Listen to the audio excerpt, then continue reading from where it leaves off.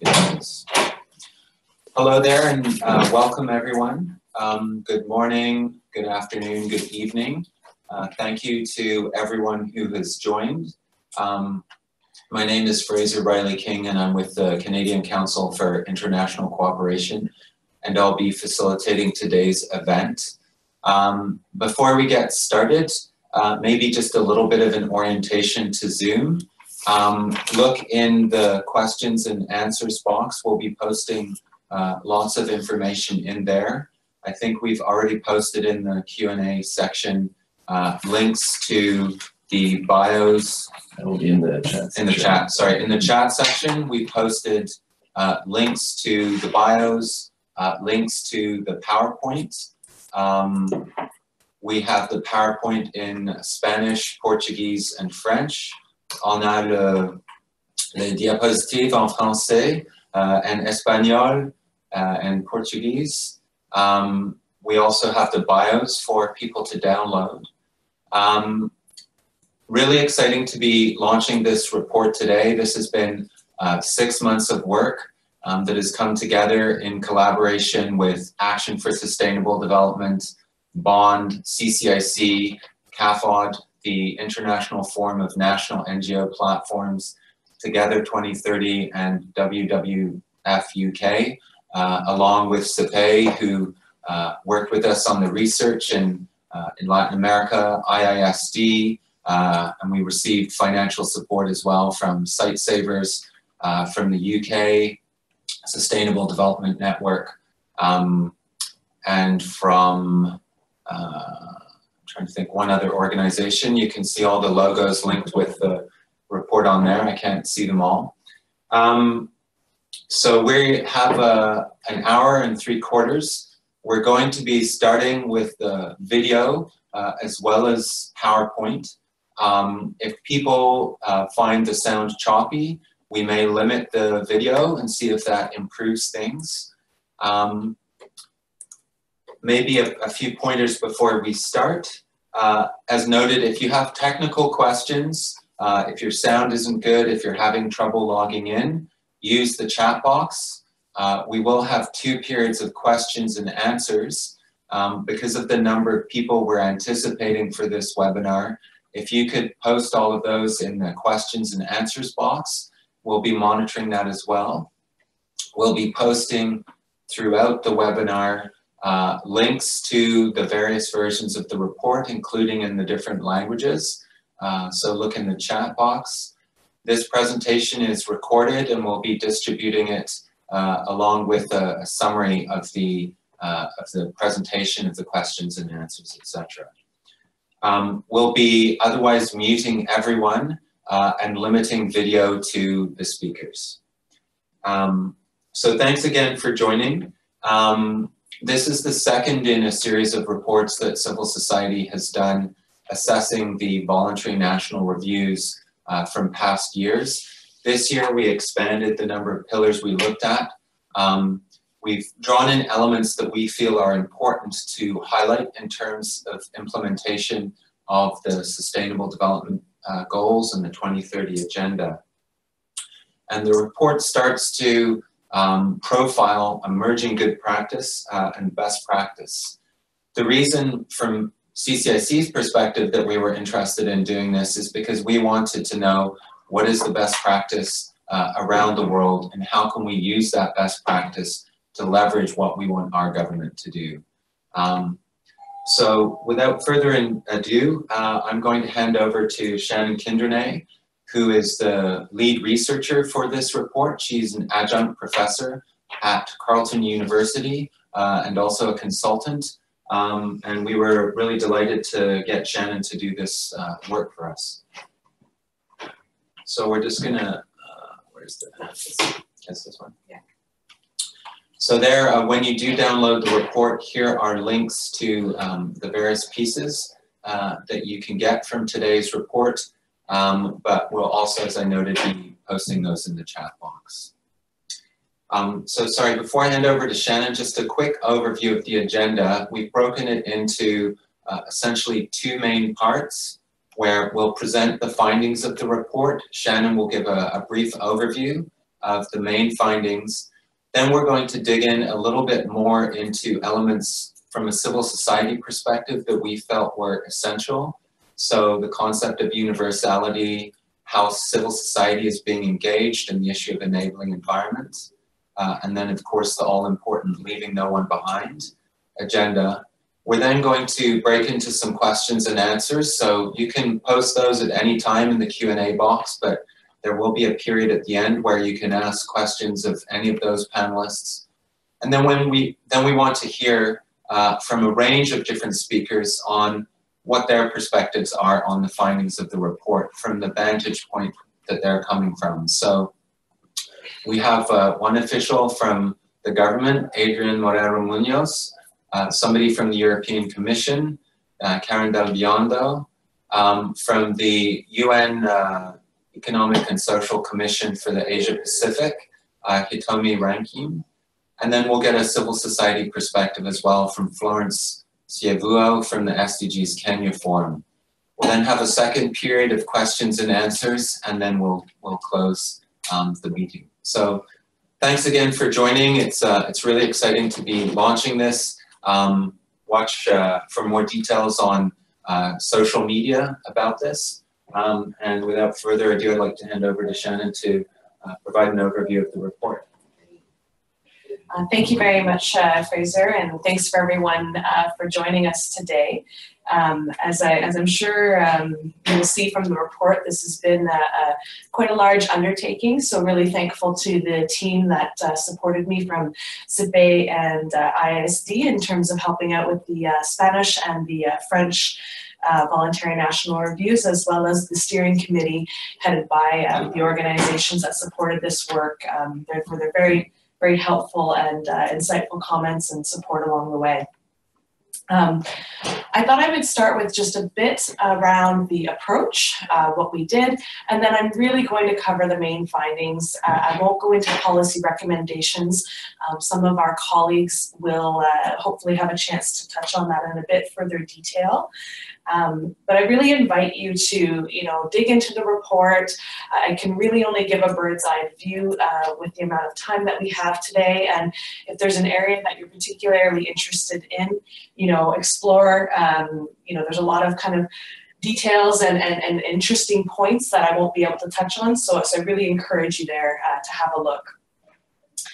So in terms of what we actually did for the report, we reviewed 42 of the Voluntary National Review reports for 2017.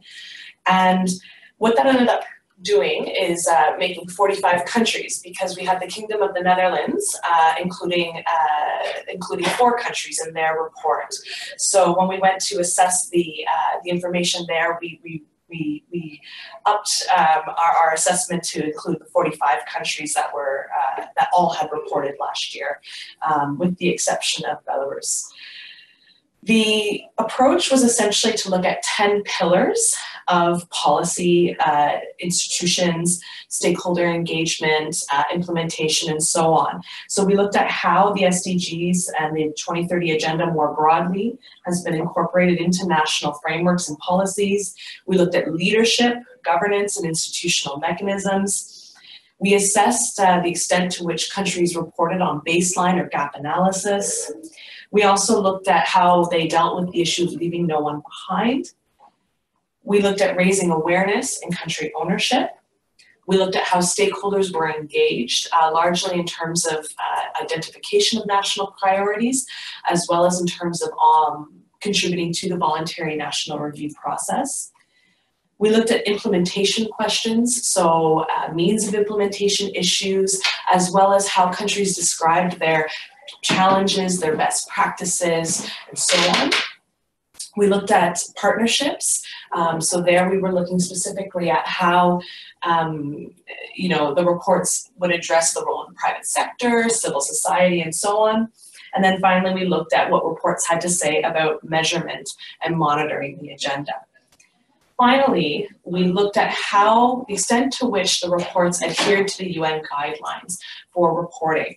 And basically what we did is we assessed whether they fully met the guidelines, partially met them or not at all on each of the kind of key areas within the guidelines. And so, for example, a country could have partially met a guideline if they, for example, included one of the sections but didn't fully meet that. So a good example would be if they included a goal-by-goal analysis, but they didn't cover all of the goals. We would categorize that as partially met, for example.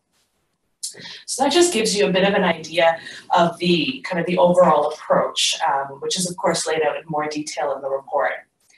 And I think just as a general takeaway for me in reviewing these reports is it is clear that the sort of what I would call kind of the foundational elements are in place for SDG implementation. You know, the reports talked about how countries have integrated the Agenda 2030 into their national plans and policies, or how they're in the process of doing that. Generally speaking, the reports could identify lead institutions that would be managing the sort of implementation process. They would refer to governance mechanisms that are in place, steering committees and the like. We found that nearly all reports referred to consultation on national priorities, as well as in the context of preparing the voluntary national reviews. In terms of partnership development, my interpretation would be that it's still early days. There were certainly some countries' reports that really did highlight examples of, you know, the private sector, academia, civil society, and others really, you know, contributing and leading the charge on SDG implementation. But I would say, generally speaking, it's clear that there's, you know, a way to go there, and that there's room for further development in terms of sort of cross-sector partnerships on the agenda. And then finally, most of the reports outlined how monitoring and evaluation would occur, which I'll come back to when I talk about the main findings. So when we looked at how countries have integrated the Sustainable Development Goals or the 2030 Agenda more broadly into their national plans and policies, what we found was that, generally speaking, the focus tends to be more in the narrative on the Sustainable Development Goals themselves and less on the principles of the 2030 Agenda. We noted that, you know, reports were more likely to refer to leaving no one behind as an important element of the approach that a country might take, but less likely to, for example, reference the universality of the agenda or to reference the rights-based nature of the agenda. When we looked at the question of governance, you know, and for the SDG implementation and coordination mechanisms, what we found was that most countries tend to be making use of councils or committees, either existing or newly adopted, to govern how they implement.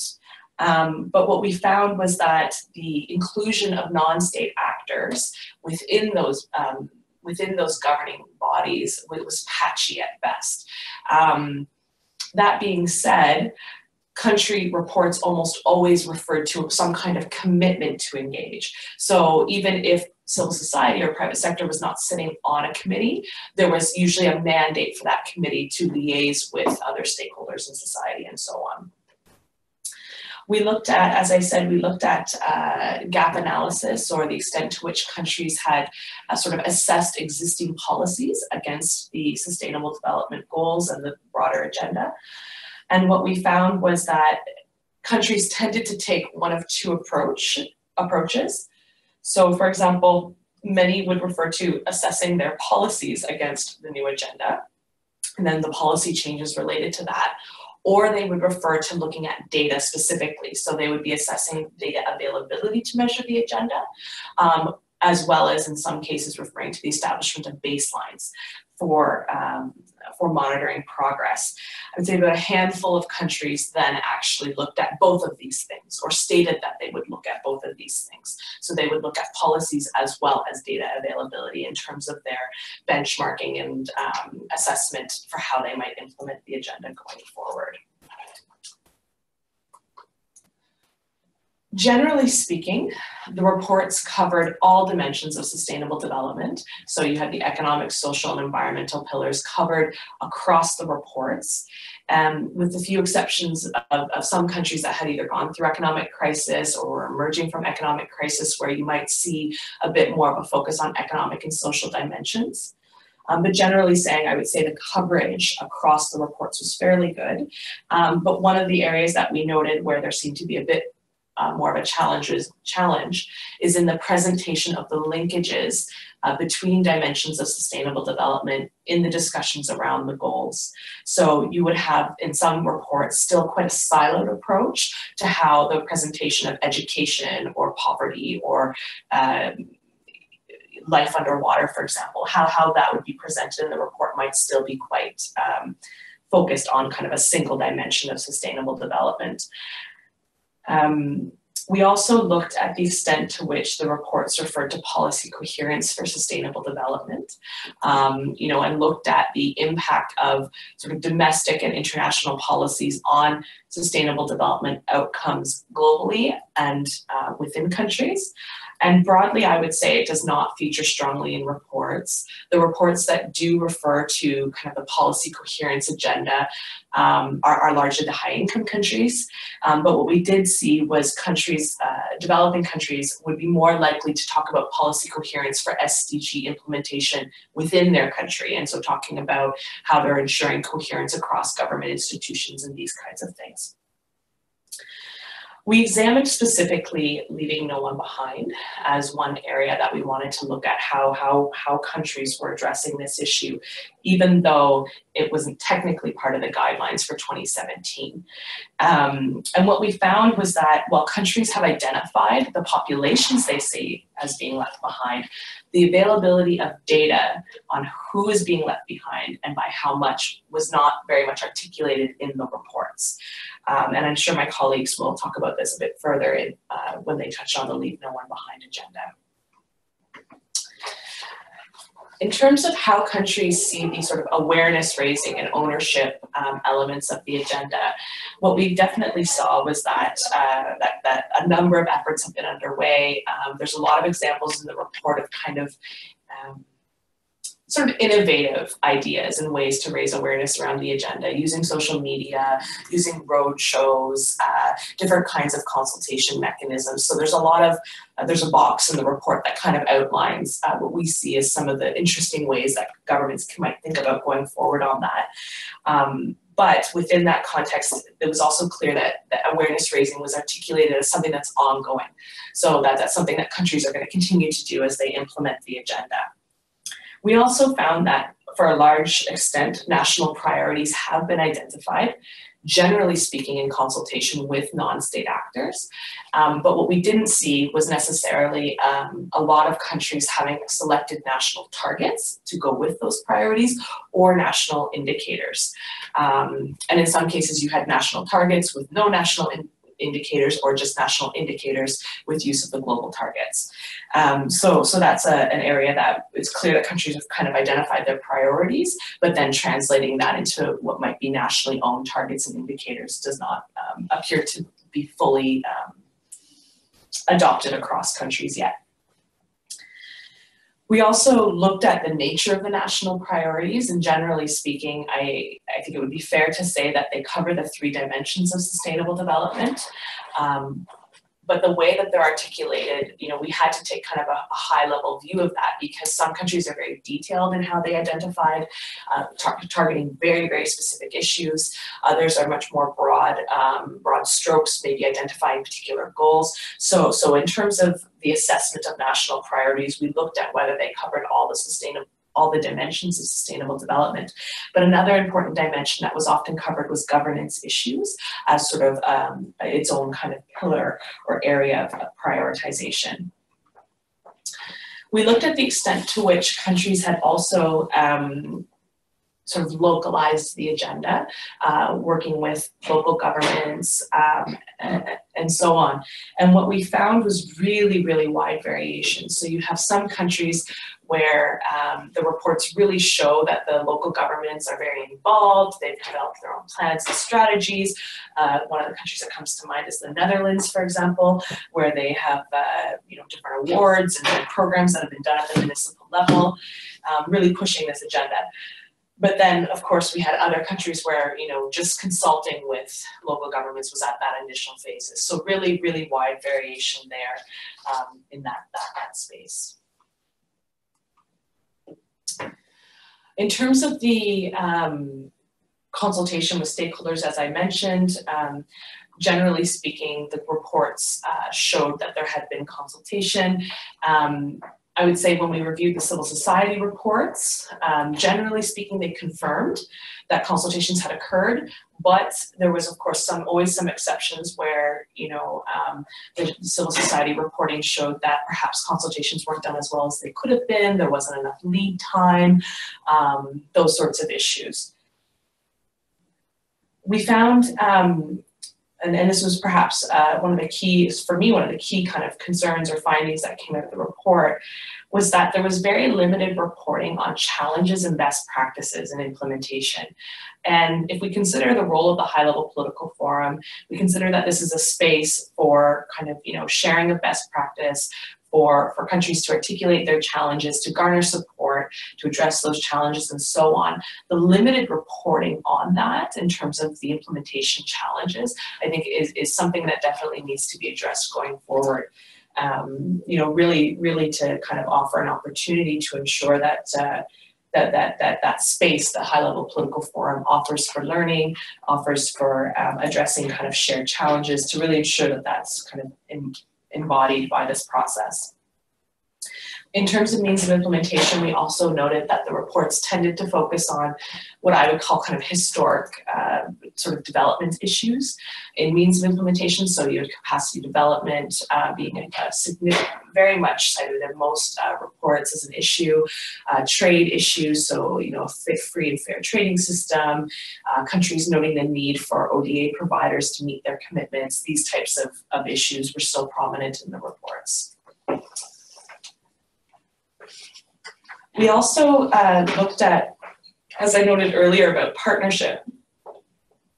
We know that it's sort of early days. What we did see is that in some reports, that countries are providing a overview of activities, not just that the government is taking, but the activities that civil society organizations, academics, parliamentarians, local governments, private sector, youth, for example, the activities that those stakeholders are taking.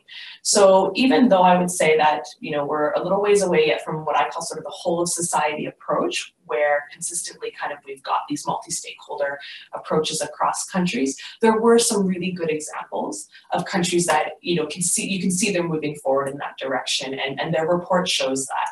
And so for me, I sort of refer to these as the National Voluntary National Review reports rather than the government reports, because they are, these are reports that take a greater step in terms of really showcasing how all of society is supporting the SDGs, and I think that's probably the positive direction that we might think of how this reporting should move towards.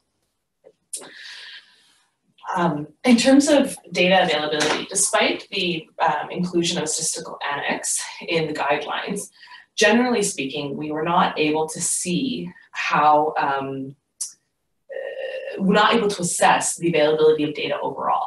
Countries often did not provide a full kind of readout of data availability, and that made it really difficult to assess across the reports. What they did tend to say was certainly where the gaps exist, particularly around disaggregated data and around goal areas that might be newer for the country. So for example, for a country that hasn't reported on governance before, they might talk about data gaps in that regard. And then finally, on the reporting piece, as I mentioned, most reports included information on that. We saw a limited number of countries talk about national level reporting through Parliament, limited number using departmental reports, and quite a number of countries also saying that they were going to use sort of portals or dashboards where you could monitor progress progress on the Sustainable Development Goals sort of on a continuous basis. And then just to sort of finish up, I'll talk just a little bit about the UN guidelines and the extent to which countries met those, and then we can hand it over to the other speakers. So on the reporting against the UN guidelines, what we found was actually that most countries tended to follow the guidelines, at least fully or partially. The two major exceptions being that there was a lot of countries did not include statistical annexes, and there was also a lot of countries didn't include the thematic analysis that was part of the 2017 guidelines. It was also a challenge in some ways to do this work because the reports weren't structured according to the guidelines.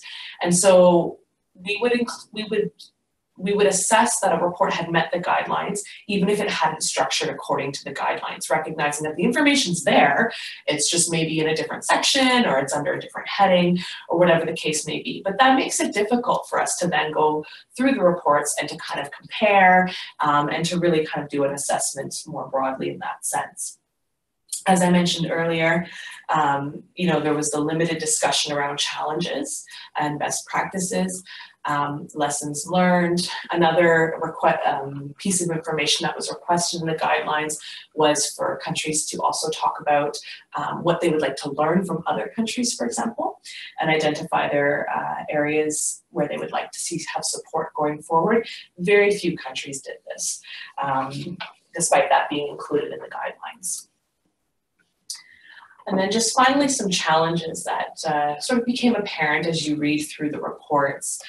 One is definitely around the discussion on integration of the 3 elements of sustainable development. That was one of the guidelines included a section on how countries were integrating the 3 elements. And what we saw is that countries often would just sort of repeat what they had already said in their discussion around inclusion of the 2030 agenda in national policies and priorities. So it was clear that there was a need for more guidance on how to talk about integration in the reports. We also noted that most countries did not cover all the goals. Often they tended to focus on the high-level political forum theme goals, or perhaps those goals plus 1 or 2 other that were really important for the country. So definitely we saw, countries not reporting fully on the goals. And others in their assessments of the 2017 reviews have also noted that. There was also significant overlap in the discussion on the means of implementation and the discussion of SDG 17. So perhaps suggesting that there's room for that analysis to be combined or maybe a need to better differentiate what's expected between those various areas within the guidelines. And I would say one of the major challenges in the reports when you're kind of reading through them is the question of detail and repetition and where. So in a lot of places you had repetition of the intro, the conclusion, and the executive summary that didn't necessarily follow the guidelines fully or offer the insights that they could. But then you also had sections that were highly detailed, repeating other sections, but then again, not getting to the issues that we'd like to see, such as challenges and lessons learned and so on. So that's definitely one area that could be improved in the reports, generally speaking. And then finally, it was really around the issue of information on next steps. It tends to be very high level, not really giving kind of a concrete understanding of where countries want to really go, how they want to report going forward, for example. So particularly to the high level political forum. And so one area that we really saw that, could be improved would be for countries to be much more concrete and clear in what their next steps are, which then allows us to look at where support is needed, hold governments accountable for what they say they are going to do, and it gives you a bit of a benchmark for when they report in future high-level political forums or at the national level going forward. So I will stop there and we can turn over to the other speakers. Great. Thank you very much, Shannon, for that overview of the report. As you said, it's hard to cover all of the elements of the report strongly while it is long, but start with the executive summary and then dig into the main report where there's a huge amount of information and analysis and detail and recommendations, best practices, etc., that I think are very useful for people to draw on. So we're going to now turn to 3 elements of importance to civil society, just to briefly dig down on some of those key pieces. And then I know a number of people are putting up their hands, so we'll then follow with some questions and answers. We're going to start with universality and integration. And I'd like to invite Naira Costa now to talk about that. She's the International Relations Analyst with Together 2030 and part of the International Secretariat. So Naira, we're just going to activate you should be able to talk now. Can you hear me now? Yeah. Oh, okay. Good morning, colleagues. Good morning to all the participants to the webinar, to panelists, and especially to our partners in this endeavor. A special thanks to Fraser and CCIC for the leadership, the coordination, and the stamina that kept us together in this work, and Shannon for in this reality. Sorry, can you mute yourself, Fraser? There is a background noise there. Okay, thank you so much. I just want to highlight a few things around universality and integration. The first one is to say that civil society, we are taking VNRs very seriously. And this report is a reflection of this at the global level, and the number of partners and the sectors that are engaged in drafting this report. But mainly you can see the energy and the commitment to follow up and review at the national level. We have just released a report this week about national CSO coalitions working on SDGs, and we can see how, you know, the efforts that were put together during the post-2015 negotiations, they were also translated into joint work for the VNRs and for the for the 2030 agenda implementation. So this is the first point. The other point that is interesting and that we see from this report and from the VNR processes in 2016, 17, and now 2018 is that we are seeing both developed and developing countries volunteering to report. This is a very good signal. We were concerned when the 2030 agenda was being negotiated on whether especially developed countries would really commit to present their reports, and we can see that this is happening. However, if we check as of today or as of March 2018, and considering member states that have committed to report already in 2019, there are 42% of member states that have not yet volunteered to present their VNR. So there is a lot of work to be done, especially because 2019 is a key year, is a year when you have the high-level political forum convening at the level of heads of state and government, and it would be very good to have a full cycle of reviews by that year. So if you are based in a country that has not volunteered, I think it's a good idea to put pressure on your government, or if you are a government, to consider volunteering by 2019. The other point I want to comment, and we were very concerned to see at the 2017 VNR reports, is this potential trend to limited reporting on the SDGs. When governments adopted the 2030 agenda, they committed to all the SDGs, and the VNRs, they are the main tool or instrument for this reporting to happen. And we were concerned to see that some countries, they would only report on a few goals, or they would report only on the goals that were under review at the high-level political forum on a specific year. And we think this needs to be changed and reverted. The new VNR guidelines proposed by the Secretary General and the handbook for VNRs that was which was drafted by you and DESA try to clarify this a little bit, and those are very useful tools for us working with VNRs, especially at the national level. I think Shannon has mentioned the other point that I want to highlight is that, you know, so far the reports, they are very strong on flagging the governance structures that have been putting in place to follow the implementation of the 2030 agenda and the SDGs. From now on, or for those countries that are coming for the second or third time to report, we are expecting to see more information about the impacts or progress on the implementation and less on the governance aspects. Although we need also to say that the governance aspects related to civil society engagement and participation, they need to be more clarified and detailed in the reports.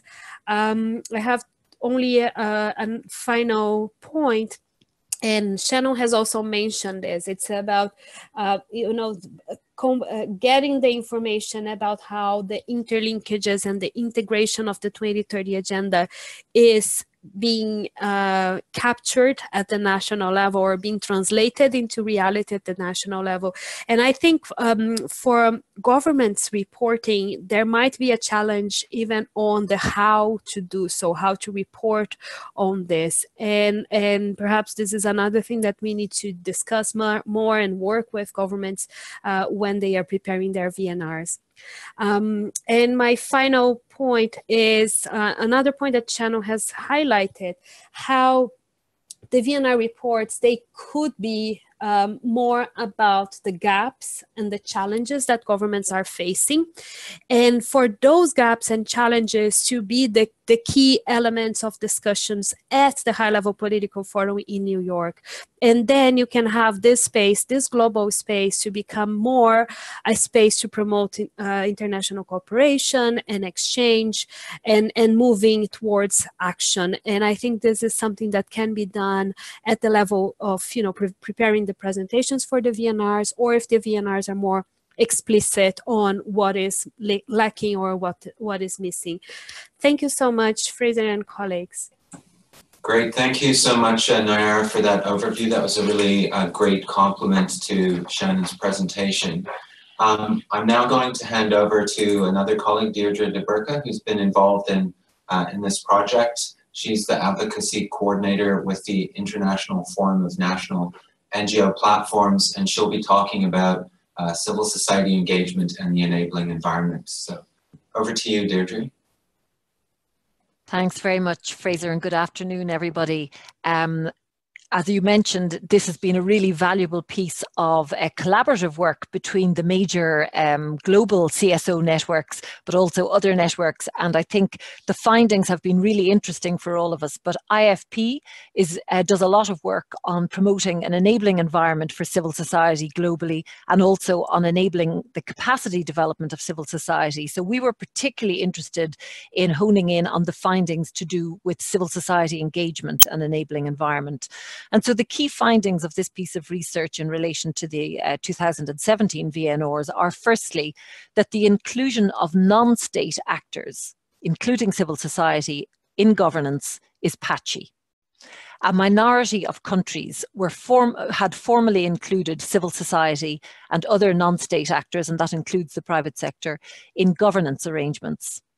And for those countries that did formally include non-state actors, the representation of these actors was more prominent in technical working groups rather than on councils or committees. And I think that's an important point, because it means that where civil society is being formally involved, it's more on the basis of its technical expertise rather than on the more political decision-making bodies, which would be the councils and the committees. Most countries, in fact, simply noted their commitment in their VNRs to engage non-state actors. Next slide, please. So the VNRs themselves do not address the issue of an enabling environment for civil society, nor any of the other challenges that CSOs face in contributing to the SDGs. And when we looked at the civil society reports themselves that had been developed to accompany the VNRs, they indicated that the real barriers, as far as civil society was concerned, to effective CSO participation in SDG implementation was, firstly, a lack of awareness of the SDGs by the general public, and secondly, limited finance for civil society activities. So civil society saw these as the two main barriers. Next slide, please. So looking forward, we believe that we need to seriously consider the following. Firstly, the ways in which an enabling environment for civil society is being created at a national level. So this is something that we would hope over time that the VNRs may pay more attention to. Secondly, the formalizing of non-state actor engagement in governance structures. We believe that while informal consultation with civil society and other stakeholders is valuable, we believe that the important step to take, certainly to be faithful to the vision of the Agenda 2030, is for non-state actor engagement, including civil society engagement, to be formalized in governance structures. Thirdly, we believe that the national VNR reports that are generated should outline contributions from all stakeholders and not just governments. And this is something that civil society is struggling a little with at the moment because it's not possible for civil society to contribute in many cases directly to the VNR, their national VNR reports. They're producing shadow reports, shadow civil society reports, but these are not possible to submit to the high-level political forum in any kind of formal way, and therefore we believe that the generation of VNR reports that would include contributions from all stakeholders is something we should aim for going forward. Another finding, I suppose, is that the goal 17 of the SDGs needs to be fully implemented. I think we're all aware with the Millennium Development Goals that goal 8, which was a very similar goal about a global partnership, was never properly realized. And goal 17 is an extremely important one. It includes the means of implementation, including the capacity development of civil society and providing adequate finance or financial resources for the implementation of the SDGs. So we'd like to call on all governments to ensure that Goal 17 is fully implemented at the national level also. And finally, another finding was that we need to develop innovative ways to raise awareness and to engage the general public with the SDGs, because that's one of the major obstacles that civil society itself identified, the lack of general awareness amongst the public of the Sustainable Development Goals and Agenda 2030. So they were the main findings. And again, I think we, as civil society representatives who are here as part of this webinar, need to take these recommendations forward in our own civil society reports and in our own advocacy to national governments. So we're confident that we will be heard and that we will see a much greater involvement of civil society in VNRs going forward. Thank you. Thank you very much, Deirdre. Again, a good echoing of many of the points that Shannon made. And in particular, I think this concept that is instilled within the 2030 agenda, that this is an agenda that must engage all development actors. And so we still need to see a substantive shift towards real voluntary national reviews. Perhaps a good segue also, and a reminder of the enabling environment, is just the crackdown that we're seeing right now against Indigenous rights activists in the Philippines, and Civicus and CSO Partnership for Development Effectiveness. Many of the groups behind this report have put out statements on that. And so that's perhaps it's a good reminder of the constant struggle that civil society is facing in terms of building an enabling environment for us to realize this agenda. I think that's a good segue to talk about leaving no one behind, and to hand over to Ollie Henman, who used to work for Civicus, where he was engaged in advocating around the SDGs, and Ollie is now the Global Coordinator of Action for Sustainable Development. So over to you, Ollie, to talk about Leave No One Behind. Thanks very much, Fraser. Hi, yes, in fact, today is my first official day as the Global Coordinator for Action for Sustainable Development. So it's great to be able to take on that role, and it's great to work with so many of you. This, as has already been stated by the previous speakers, sorry, if we just come back, yeah, there we go. As has already been stated by the previous speakers, this has been a very collaborative process, and I also echo the thanks to CCIC and to all the other partners who've been involved in pulling this together. It's really a very comprehensive review, and I hope all of those on the call will have a chance to dig into some of the detail of the findings. And we can only really give you a snapshot today, and we look forward to further conversations at the HLPF in New York. In terms of the Leave No One Behind theme, so this, as we know, is a key theme for civil society. It's one of the things that we fought for to be included in the framework, in the new Agenda 2030, and to ensure that all voices would be given equal voice, and in fact those who are furthest behind would be at the front rather than the other way around. And so for us, this is really an essential component, and it builds on what Fraser had just said about the way that in so many countries particular groups are being marginalized at the moment, and we're seeing the return of xenophobia and nationalism in many parts of the world. So this theme is essential to ensuring a truly equitable application of the SDGs. As we have seen, unfortunately, not all countries are actually giving the detail on Leave No One Behind. So according to our review, 33 countries of those who reported last year gave some indication of those who are at greatest risk of being left behind, but only 14 out of the 42 included information on availability of data, and 11 recognized the need for further data disaggregation. So this is one of the fundamental challenges with Leave No One Behind, is that many governments say they simply don't know who the people are who are left behind. Sometimes people will not appear in official data, or they may not be able to be categorized. They may fall between a number of different aspects of data. Governments are also saying that the amount of data that is needed to really give the responses under all the indicators is so massive that some governments claim they don't have the capability to actually gather that data in the first place. So there's clearly more work to be done. It is true that in this theme, there are a number of different aspects kind of wrapped inside it, and it is a complex area. So you need to consider aspects around geography, around gender, around disability, around income and age, and many other indicators that may lead to exclusion or marginalization, religious and ethnic minorities, and so on.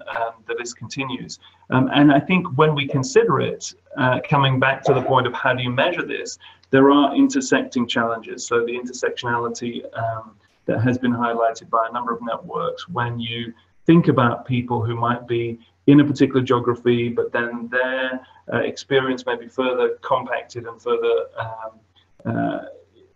further challenged by additional obstacles, whether that's a disability, whether that's to do with the particular ethnic grouping that they come from, and so on. So it's a very complex area, but we believe it's essential to challenge governments to go further and to really look at the detail.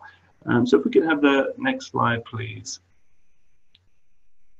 So this slide actually comes from a previous project that some of you will have been involved with, which was the Leave No One Behind partnership, which was led last year by Civicus.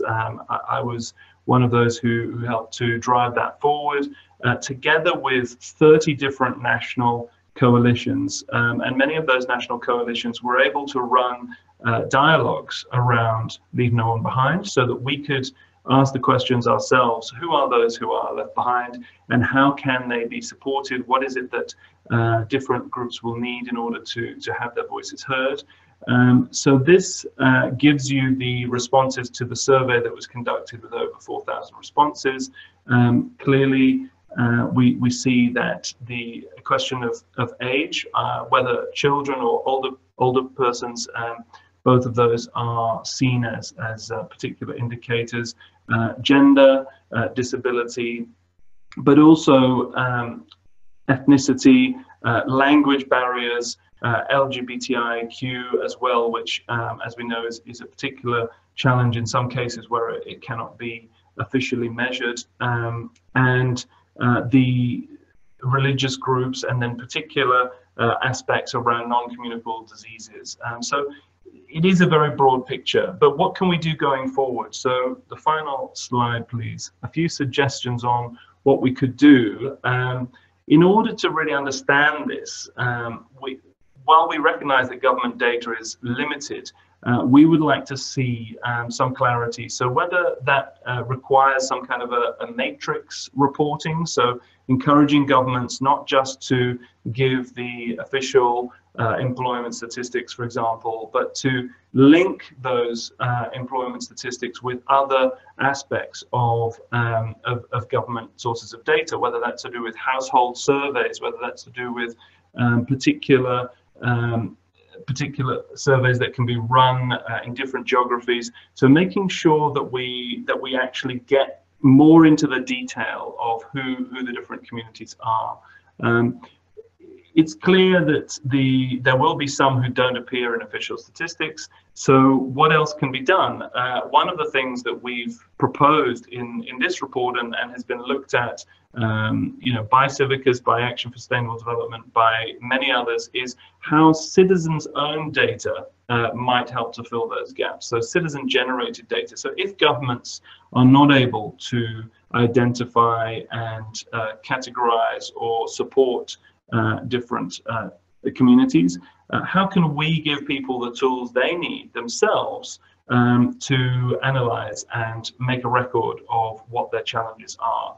So whether that's through online tools, mobile tools, whether that's through new ways that you can run community-based surveys, ensuring that we can actually develop that. I can see there's already a question on that, and I would recommend for those who do want to know more about the potential of citizen-generated data, there's a very good website, Data Shift, which has started to compile some of those examples, and I'm happy to share that later.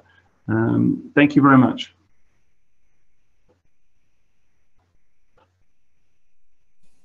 Great, thank you very much, Ollie. Again, a useful compliment.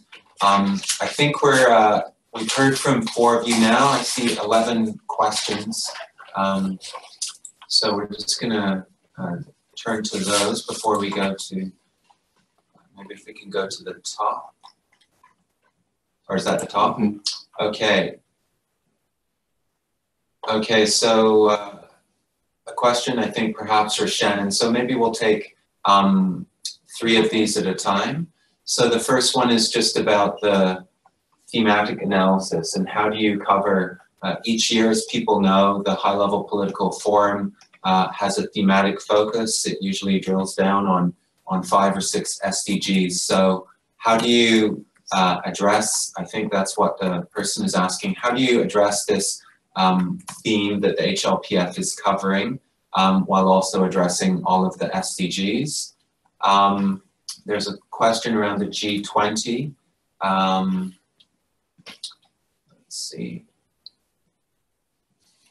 Okay, so it looks like the G20 has also committed to some sort of peer learning mechanism around the 2030 agenda. So maybe Shannon or others, if you have thoughts about that, on how we could actually push for a more peer learning process out of the VNRs. And that was one of the key objectives, I think, when they set up the voluntary national reviews, is that this would be an opportunity for peer learning. So how do we actually go about doing that? So maybe I'll turn to Shannon for those 2 questions, and I don't know, Nayara, if you want to come in if you have something to add. But let's start with Shannon. Sure. So on those 2 questions, the thematic analysis was basically sort of a requirement or part of the guidelines for 2017 that asked states to sort of unpack the theme for whatever the high-level political forum was that year. So in 2016, it was Leaving No One Behind, and last year it was prosperity, and I might be mixing up the exact title, but it was looking at sort of shared prosperity and poverty eradication and so on. So the idea was that reports would still have their SDGs covered, but then they would have sort of a section talking specifically about that thematic analysis. So what the point was that I was raising was that wasn't that many states didn't do that. And frankly, those that did basically repeated what was already in the Sustainable Development Goal analysis. So for us, I think the main question was sort of the value added of the thematic analysis and the need for kind of greater clarity on what was expected in that section versus other sections of the report. And maybe someone else will jump in on that for the reports going forward. I feel like it's been taken out of the 2018 guidelines, but I might be wrong on that.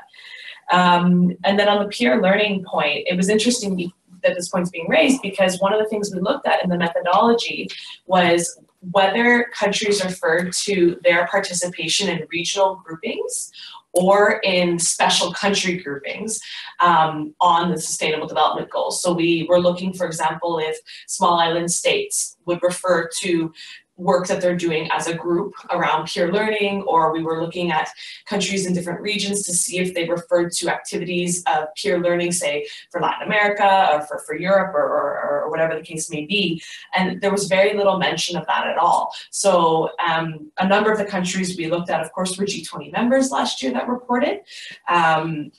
Off the top of my head, I don't know that any of them, maybe one or two, might have referred to regional activities, but this is definitely a positive area to push on, particularly because the reports are quite silent, I would say, on peer learning, generally speaking. Yeah. So maybe I'll go also to Naira if she wants to add something on peer learning, and I'll also connect it to a later question. You know, we also found that countries typically didn't identify a lot of the challenges that they were facing. They didn't document the types of approaches, what they were learning from some of the things that they were doing that they could have shared with others. So what are some of your thoughts, Naira, on how we actually beef up this peer learning and review process? So I think on the thematic reporting, I participated in some of the discussions about the VNR guidelines, and I recall hearing from governments saying that this was also confusing for them. You know, and this created some of the confusions about which goals they were supposed to report. Some governments, they understood that they were supposed to report only on the goals that were under thematic review at the HLPF, and this is a separate thing from the VNR process. Others, they were saying that, you know, a thematic review was imposing very much on their priorities, or they would use a thematic review to highlight the priorities they had in their countries. I think in the new guidelines, VNR guidelines, it's a little bit clearer. And we will have to see this year how the thematic reviews at the HLPF will happen. Hopefully, we will have a better process and a better discussion at that level, because the thematic review at the high-level political forum is expected to be for all governments, all member states, and it's expected to be a moment where you take a detailed look at the goals. On the point about the challenges and the gaps, I think this is a learning process. I think even governments are, you know, flagging that they would like to have more spaces at the high-level political forum where they can talk about gaps and challenges. And perhaps this is something that they have to find or promote more during the 8 days of the high-level political forum. So I hope this adds. Thanks. Great. Yeah, thank you, Naira. And just a reminder that I think it is very challenging when you have 40 plus countries reporting at any one time, and they have a time slot of 15 minutes to talk about that. How do you facilitate learning and exchange in that? There was a question a little bit further up just on institutional mechanisms. So you'll see in the report we've mapped the types of mechanisms that governments have set up in terms of implementing this. Shannon will maybe talk a little bit about best practices. Autumn, if you just want to go up on other questions. So, okay. So institutional mechanisms and best practices, how can we learn from those? And then a question around the siloed approach. So still very much a siloed approach, not enough integration, again, a key principle of the 2030 agenda. So how can we, I think, get over that siloed approach and better integrate what governments are doing, both in the reporting and in actual practice? How can we make processes more inclusive? So maybe I'll just go to those two questions around mechanisms and how to make the processes more integrated and inclusive. And maybe our other speakers, Ollie, Deirdre, and Nyara, if you want to come in on any of these, if you can just flag that in the chat box. So on the institutional mechanisms, 36 of the countries that reported said that they were making use of a council or some kind of committee to govern their 2030 agenda. So that is sort of this superstructure that's being put into place. So for me, I would say this is actually probably an example of almost standard practice. I mean, it could also be best practice, but it seems to be the approach that a lot of countries have chosen to take. But what you see is leadership is only residing with cabinet ministers for 14 countries. And then you also have leadership outside of, councils and parliament. So for me, I think some of the points that were raised around best practice, what's difficult is that the report doesn't assess whether a council or a committee is more effective than a lead department. Right? We would have to, of course, do a whole other study to be able to know what was actually a more effective structure. But that being said, what we do see around some of the best practice emerging is certainly formal inclusion of non-state actors in these mechanisms as a way to kind of have that whole of society approach. We also see some countries making more explicit linkages to parliament, where you have committees in parliament or standing committees that are addressing the sustainable development goals, where you have reporting mechanisms linked to parliament.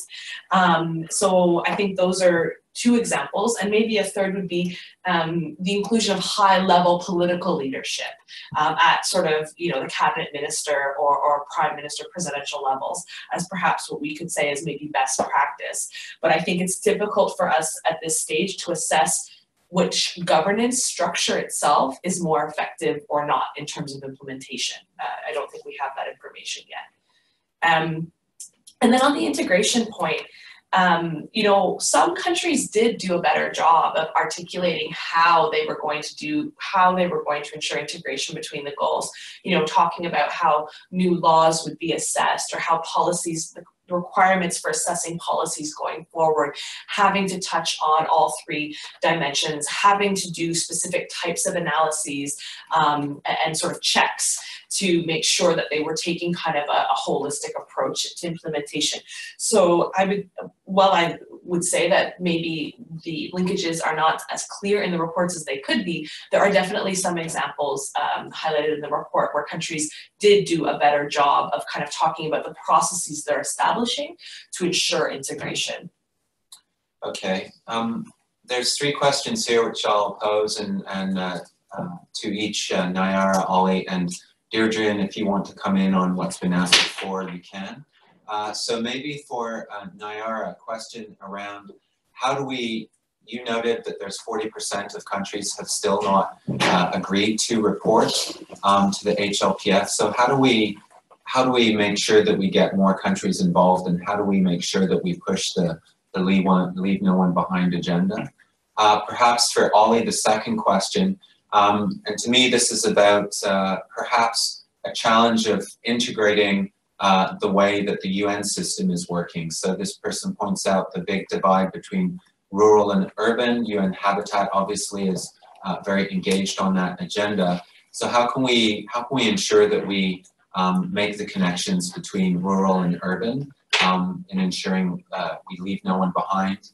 And then maybe for Deirdre, just about raising public awareness and working with religious groups to raise awareness, and whether you have any thoughts on how we can do that. So maybe first to Nyara on the question of getting more countries involved.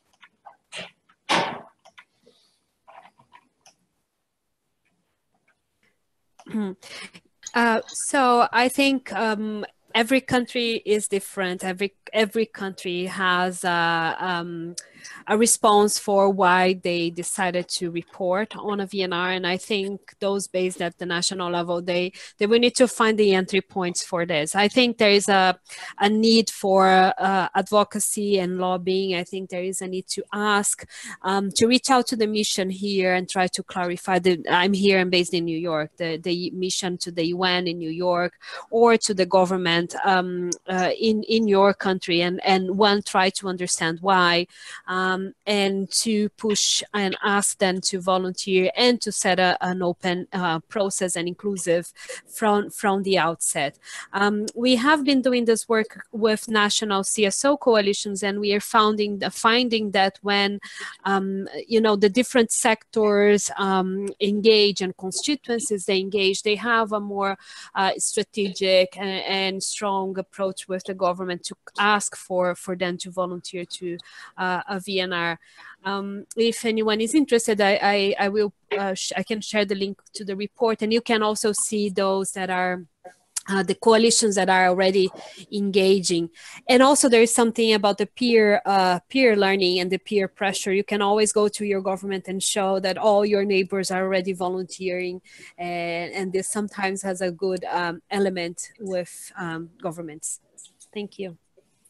Okay, Ollie, reflections on connections within the UN system and different agendas, rural, urban?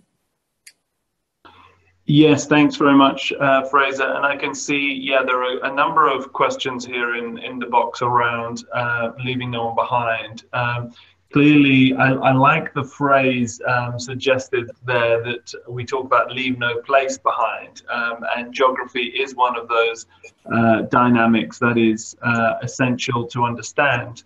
I agree that also we need to make better links across different UN agendas. UN Habitat clearly is one, UNEA I believe is another, the UNDP country programs would be another, the return of a key SDG advocate as Assistant Secretary General. I think there are a number of key people and networks within the UN itself, and they don't necessarily all talk to each other. So I agree that there's a bit of work to be done there. But if I may also just pick up some of the other points here on Leave No One Behind.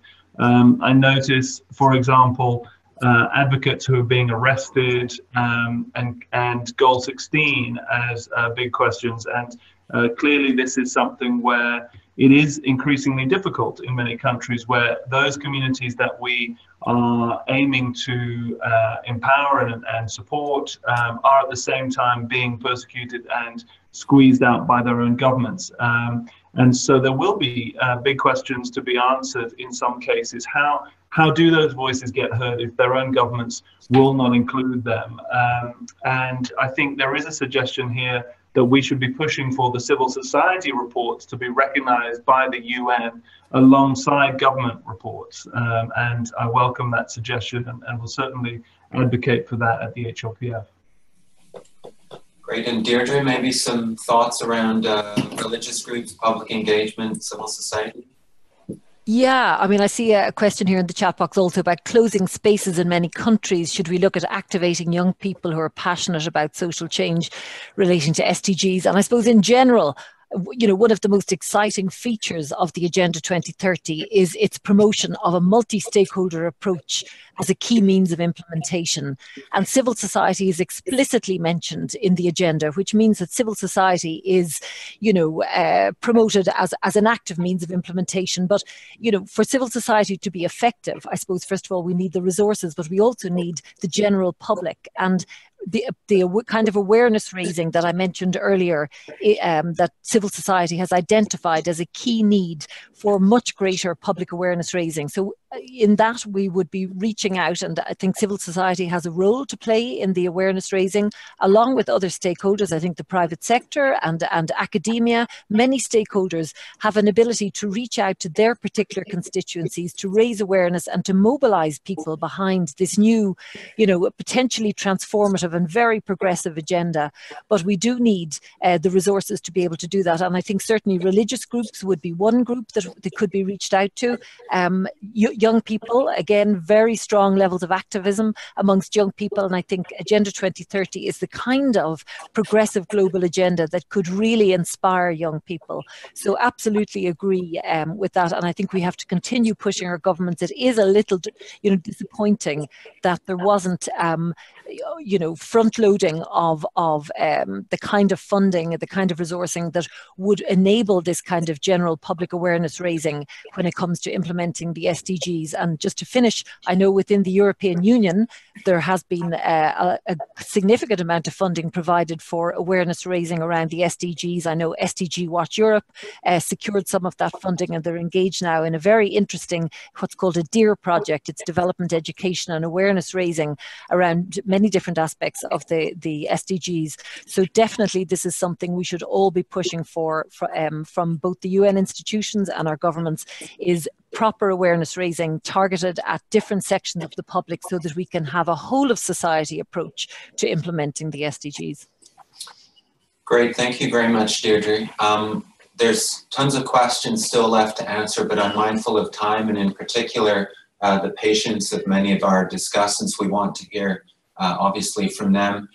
Maybe just to bring out one key theme that seems to emerge in many of the questions is, how do you address this principle of leaving no one behind when that assumes governments are willing to recognize many of those people who are being left behind? So I think that was a core element that came up in some of the questions. So we'd very much like to hear now from 4 invited discussants. We have the perspective from a representative from the government, from the European Commission, from a UN agency, and from civil society. We're going to start with Adrian Moreno Munoz, who's the Ministerial and Vice Ministerial Advisor to the Ministry of National Planning and Economic Policy from the government of Costa Rica. So maybe a few reflections, Adrian, from what you've heard so far and from what you've read of the report. Thank you very much for the opportunity to give our comments and our experience from Costa Rica. I want to thank Maria Pilar Garrido Gonzalo, our Deputy Minister, which is also the coordinator of the Technical Secretariat for the implementation of SDG in Costa Rica.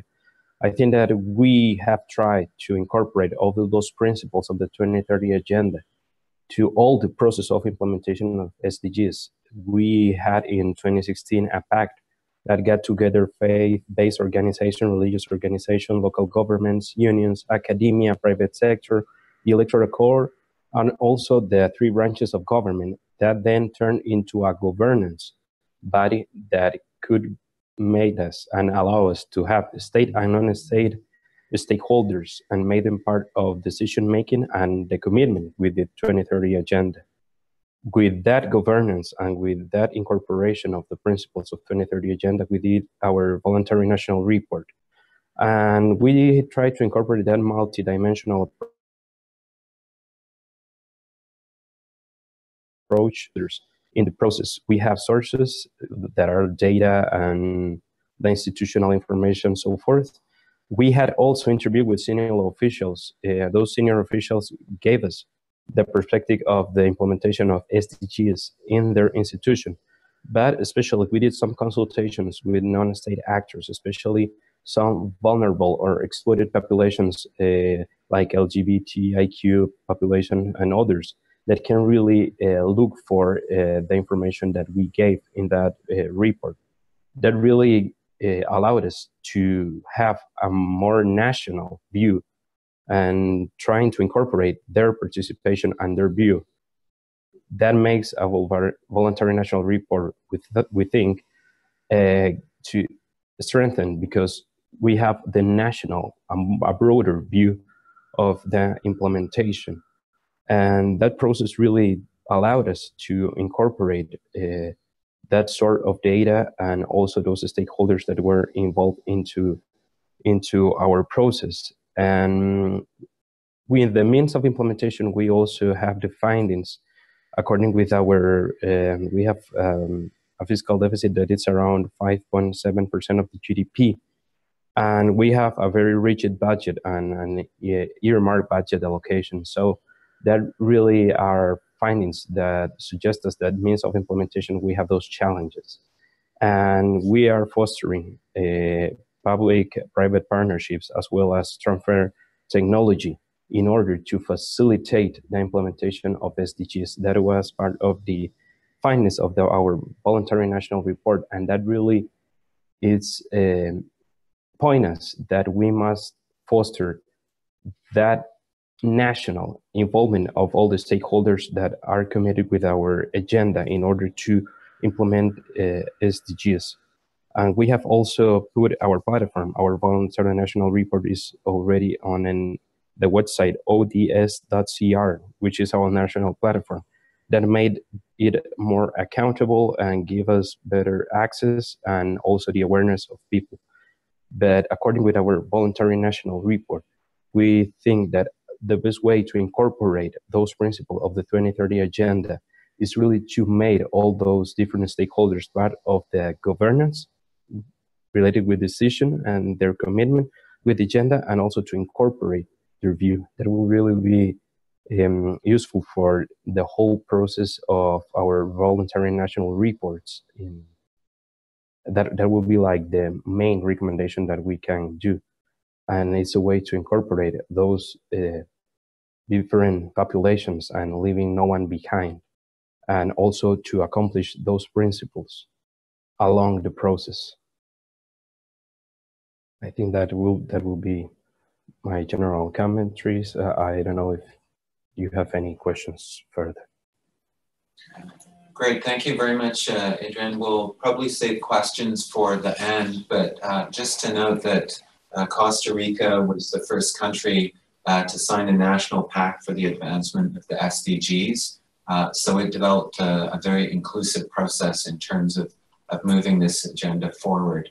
And maybe just I'll flag that as an annex, which you can also download separately, we've done 2-page reports on each of the countries that provided VNRs in 2017, and we've assessed them against the 10 pillars that Shannon has mentioned. So something to also check out in the report.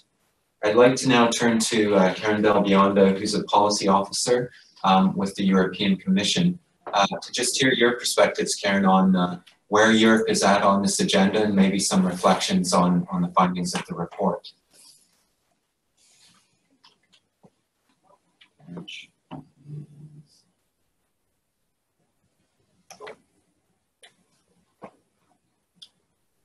Right.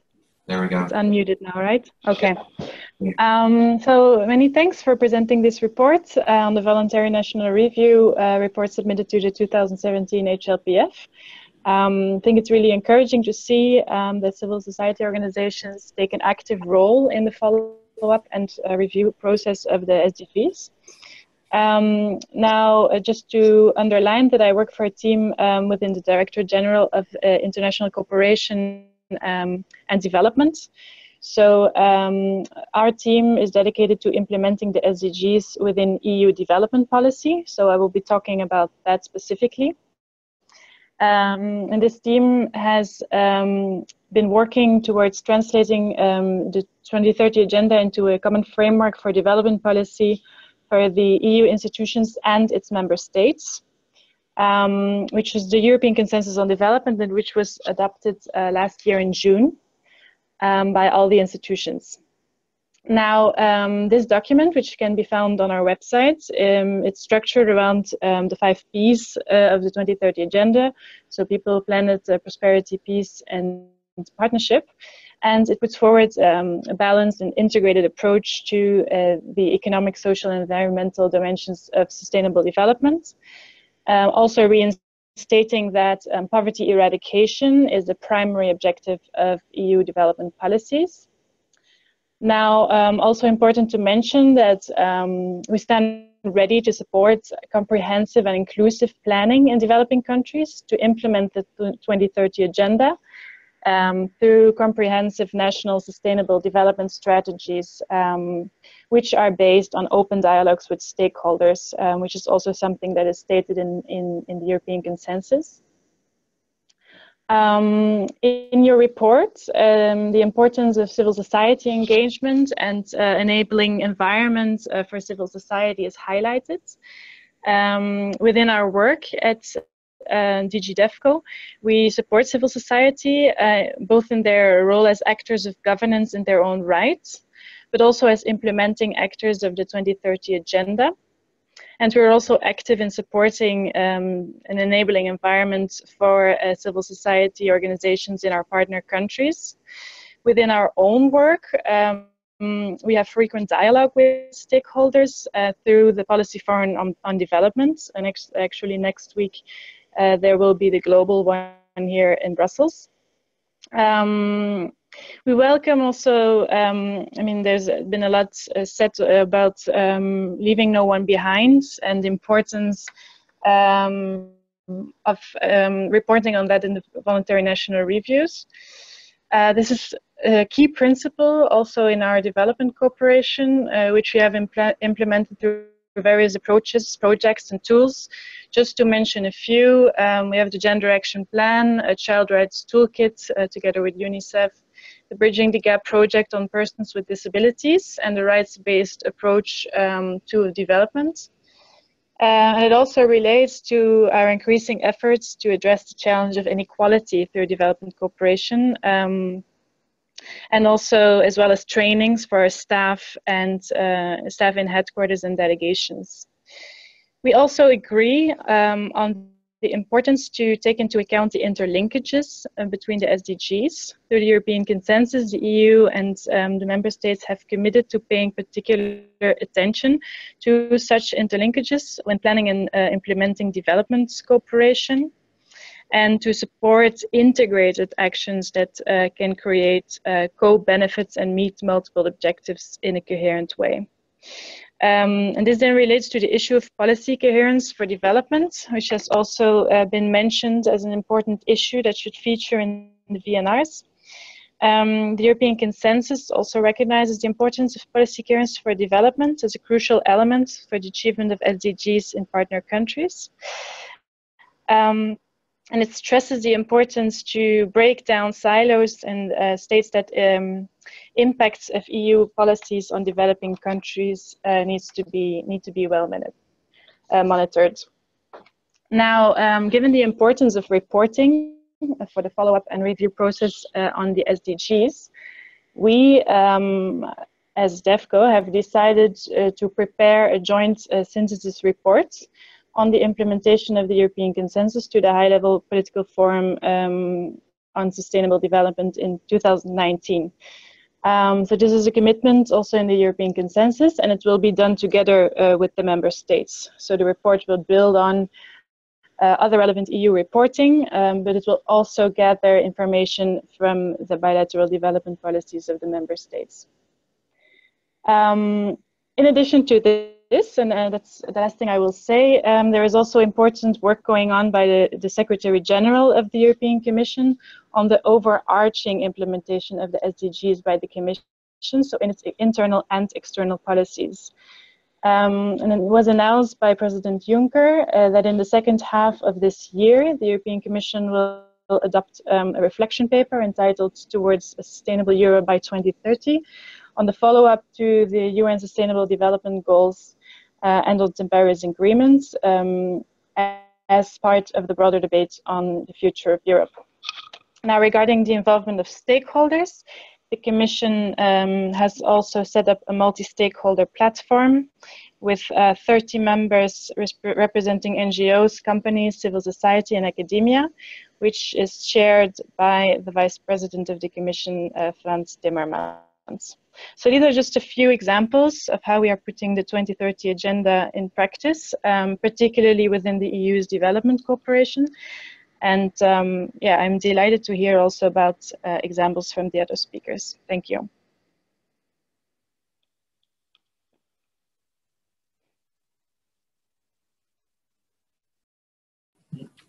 there. Thank you. Thank you very much, Karen. Again, very useful. I think this report focuses a lot on different member states, but obviously very interesting and useful to hear a regional perspective of the different initiatives that the European Union is taking to bring together all of your member states. So I'll hand over to Hitomi Rankin, who may also provide a little bit of a regional perspective. She's an environmental affairs officer with the Economic and Social Commission for Asia Pacific. So from your vantage point, what are your perspectives on the report? What are some other elements you want to add? Okay, so thanks very much. And good morning to everyone from Bangkok. Congratulations for a really, really comprehensive report. I know it was a very difficult task. I think it's been a very useful read. And I will share it with the governments that we're working with. I want to just introduce myself a little bit more and just to say that I'm part of the team in the Economic and Social Commission for Asia and the Pacific that is working on the regional follow-up and review processes. And in that regard, it means that we are one of the 5 regional commissions of the UN system that is charged with supporting the peer learning activity around follow-up and review. And we're also charged with working with the UN system very closely as we support the countries in their follow-up and review processes at the national level as well. From the SCAP perspective, we are providing technical support in the areas of data, integration, and stakeholder engagement in particular, in addition to providing the Regional Forum on Sustainable Development, which is the main forum through which we are providing peer learning activities. So I wanted to touch on 3 parts of the report that really resonated with me, and I wanted to add a little bit more context on. And they were around integration, leave no one behind, and stakeholder engagement. So if I start with integration, this is absolutely critical, and I really support this point that has been made over and over that we're not doing enough. But I want to kind of underline that this requires some very serious technical support to the governments because it requires facilitated processes. If you wonder why even within our institutions we're not able to move beyond our silos, it's kind of difficult to expect that the governments can shift very quickly to an integrated approach. It requires specific support. And some of you have been to these EGMs I've seen on the chat, where there are methodologies out there, and I think this is where technical support is going to be critical. On the issue of leave no one behind, I was very glad to see Ollie talking about the different kinds of barriers which prevent participation and voice. And it's really important to recognize these barriers and put in place very specific mechanisms to deal with each when you're talking about engaging these stakeholders.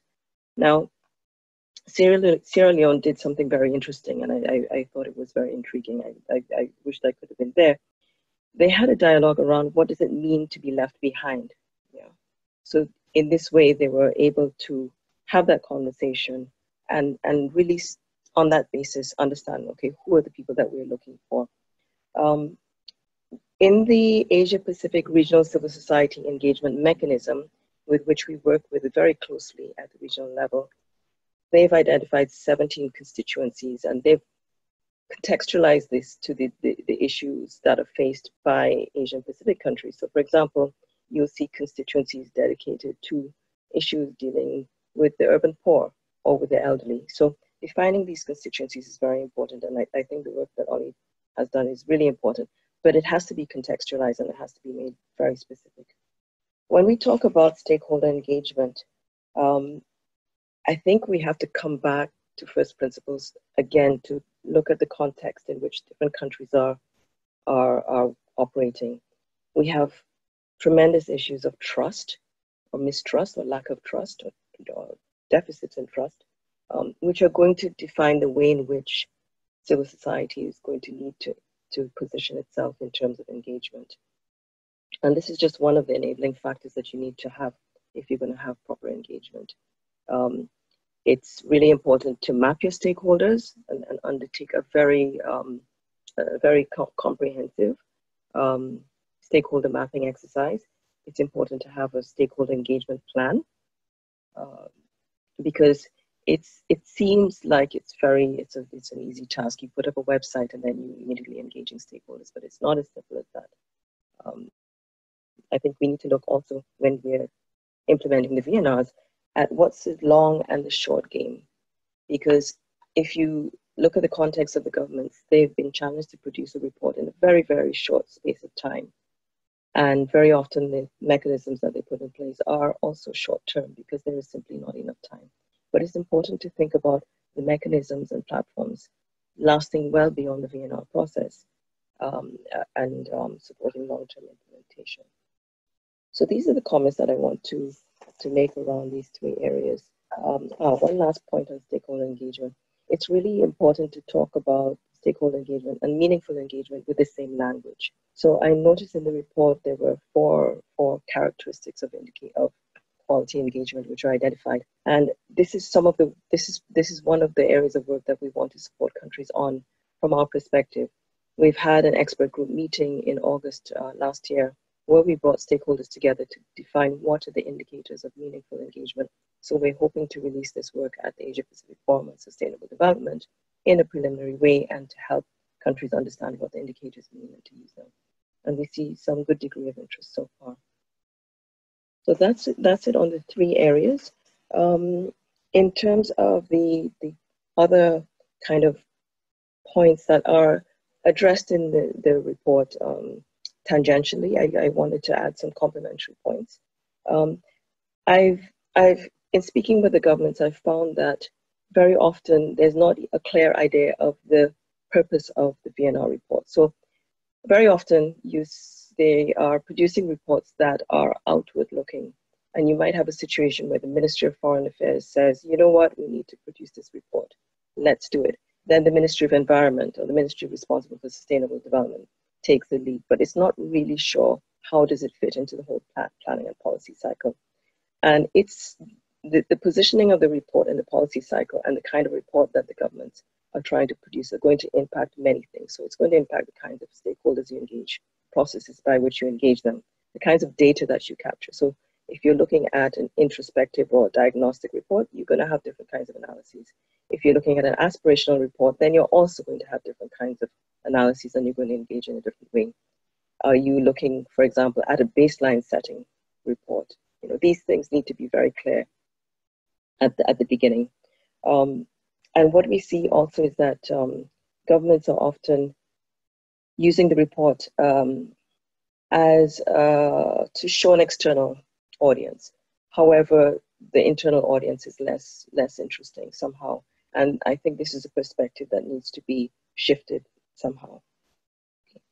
One of the gaps that I've seen is that we haven't used the VNR processes sufficiently to identify these persistent problems. So for example, if we know that corruption is a problem in a country, what are the ways in which the VNR process can identify them, but not just simply identify them, dig deeper into understanding what are the causal factors and what are the systemic issues that contribute and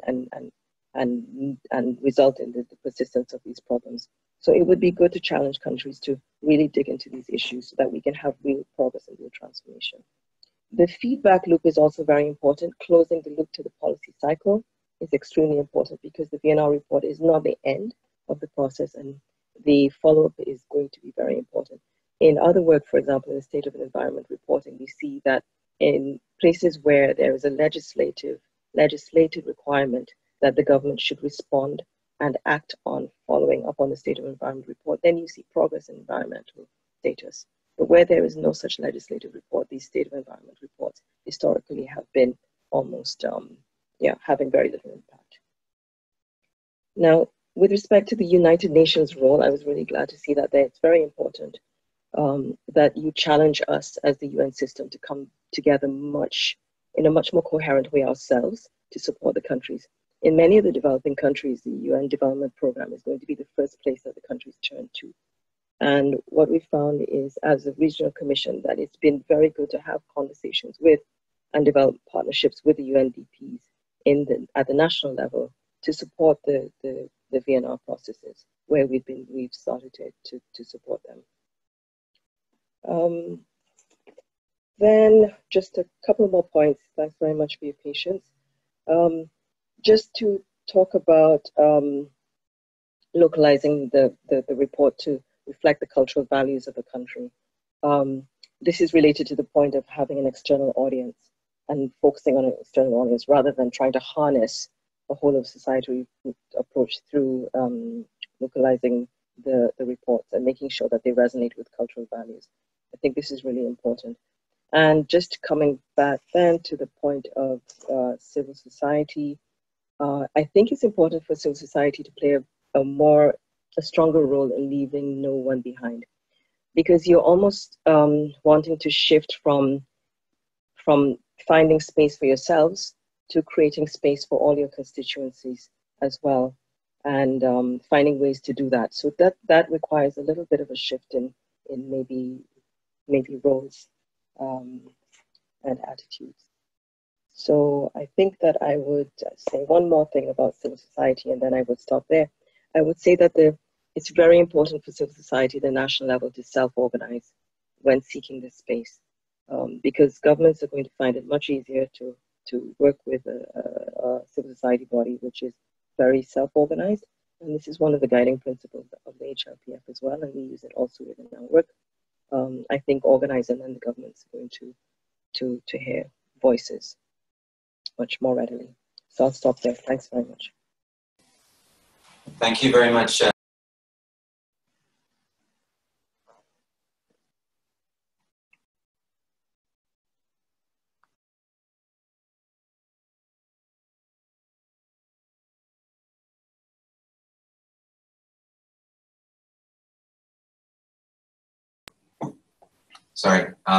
Good examples in the Asia Pacific region from Indonesia and Malaysia around really good inclusion and meaningful engagement. You've challenged us to think around some of the criteria linked to that, around the issue of leaving no one behind. And I think really the whole purpose of these voluntary national review reports, where they fit into the policy cycle, and a challenge highlighted in our report that I think for the moment, they're very much perceived as a global reporting device, something that countries need to do for an audience in New York. And there's really less reflection around how it actually fits within the national process, within the national policy cycle, how they can raise the level of accountability with countries' own constituencies, including parliaments, etc. So we are running a bit short of time. I'm going to hand over now to our last speaker and return to the slides. It's Florence Sayevu from the Kenya SDG National Platform. So we're just going to pull up the slides again. We'll get rid of the questions. And over to you, Florence. Well, thank you. Let me start by appreciating the partnership that has put together this report, and also for giving us an opportunity to be able to give our reaction to this particular report. And so, yeah, thank you very much for that. And so I'll just go into our reactions. And starting off for us, we start off by saying that we welcome this particular initiative, and more importantly because we were engaged in the VNR report for Kenya last year as civil society organizations, and we organized and submitted forth a report that was integrated into the national plan. So later on we were able to also find out evaluation processes, how to evaluate our own engagement. And so this particular report is giving us a very, like an assessment of country case studies to compare from different countries and what other countries also managed to submit forth. There's also a unique inquiry into what worked best, which is very important and valuable from our perspective, from a national perspective, and also identifying the gaps within the reporting countries. I think this is one of the major concerns that at a national level, how do we address some of the gaps that are emerging from the reporting and also from the general VNR process? How, what's happening, and does this VNR guidelines give us adequate input, and what is the output from the VNR process? And then the review also reveals that a majority of the countries are on the right track, appearing to have established foundational elements for implementing that include issues of awareness raising, multi-stakeholder engagement, monitoring and reporting. And so that's one very positive output that came out from the different VNRs in 2016 and also in 2017. Next slide, please. And so some of our highlights or some of the things that we'd really want to sort of voice out is, and some of the colleagues before have talked about this, the issue of the enabling environment for civil society organizations. And of course, specifically about the shrinking space that is very evident in many countries, especially in Africa, and also the challenges that we face as civil society that were not sort of actively put forth in VNR reports. And I'd want to talk about, for example, one of the challenges that we established in our own engagement was even within civil society organizations. For example, we lack adequate capacity in terms of reporting, just internal structures where our members are able to give forth reports that could be well articulated for the VNR processes. And also a lot of other countries, our colleagues from different countries within the SDG implementation processes have told us that a lot of governments, the space is still not very open to them. And so civil society organizations still find themselves finding or fighting for space within the national processes of the VNR. And so how do we ensure that civil society organizations are at the forefront in terms of VNR processes? And also there was very weak role of parliamentarians and other stakeholders, including private sector, media, academia, development partners, in most of the submissions that came forth, meaning that still the multi-stakeholder approach at national level needs acceleration, or there's need to find ways of how to ensure that there's value in terms of engaging multi-stakeholders, and especially parliamentarians. And for us, especially parliamentarians translate into issues of law and policies. And of course, policies and laws translate to budgets at national level. So that's how, for example, we know that SDGs can be achieved. Next slide. And so also within the report, we also noted that there was no active engagement of regional reviews as part of the follow-ups within the, especially like the 41 countries that reported last year. None of them referred to peer learning or review activities at the regional level. And yet most of them, they, of course, the sustainable development goals and the national visions or development agendas also translates to regional agendas, and how to ensure that national governments also understand that it's not just about the national development plans, but also integration of the regional plans and also the global plans. And so the other thing that we also are in support of is the inclusion of a chapter, the support to include a chapter on Leave No One Behind. And of course, for us, we believe that will help reduce domestic inequalities. And colleagues before have really spoken into the issue of leaving no one behind. And so, like in Kenya, I remember that that's one of the recommendations the civil society of Kenya had given, and we were happy to see that it was reflected in our national report. And so, how do we ensure this is, like very instrumental in terms of the reporting? And most countries can sort of plan towards it and can ensure that this is reflected in their own reporting, but also more importantly, at a national level, the strategies that can go into issues of reducing domestic inequalities. And then lastly, there was this summary on page 47 and 48 that talks about like how the countries reported and what was weak and what majority of the countries managed to report on. And for example, page 47, we noted some worrying trends. For example, on there's lack of serious commitment on eradicating poverty and promoting prosperity. There's that element of reporting that majority of the countries or a good number of the countries did not maybe include that into their report or had very weak sort of comments towards that. And yet this is very key in terms of sustainable development achievement. And then also there was notable very weak or sparse sort of comments on issues of effective data and statistics at national level that also tell us or show us clearly that there's a lot that needs to be done at a national level in terms of issues of data and statistics. And of course, this has also been elaborated very well by some colleagues in the previous comments and sessions. So yeah, these are some of our comments, and so we hope that moving forward there will be more and more highlights and analyses that could improve not just the VNR process at a global level, but more importantly for countries to build capacity at national level and for them to prioritize and identify gaps that exist and for them to really meet these particular gaps to ensure that, of course, there's sustainable development at a national level.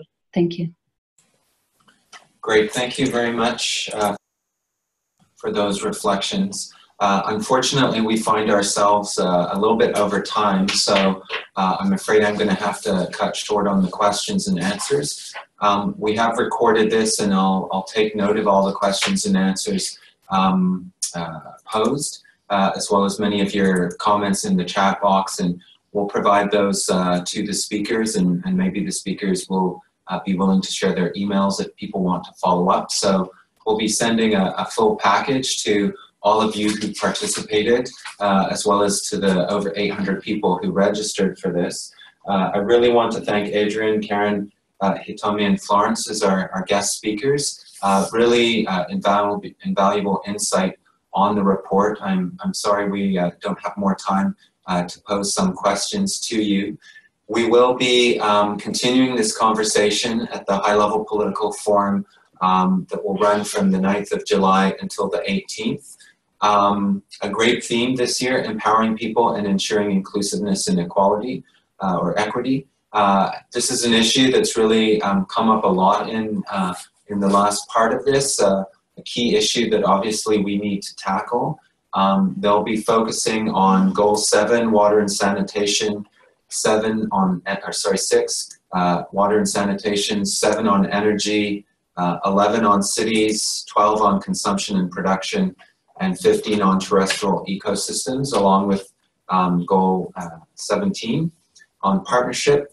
We'll be doing hopefully a side event at the high-level political forum in July. Notice has just come out from DESA to submit your applications for side events, so get those in. I hope to meet many of you in person there. We'll be bringing copies of the report to it.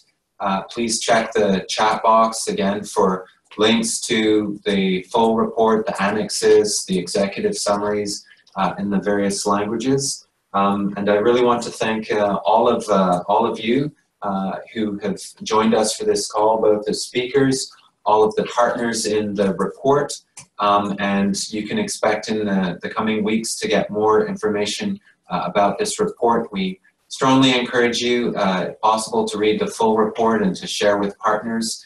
We'll be sending out a note next week with a letter, a cover letter that will encourage you to circulate to member governments so that they're also aware of it. So thank you to everyone for joining. And this is really just the start of the conversation. Thank you.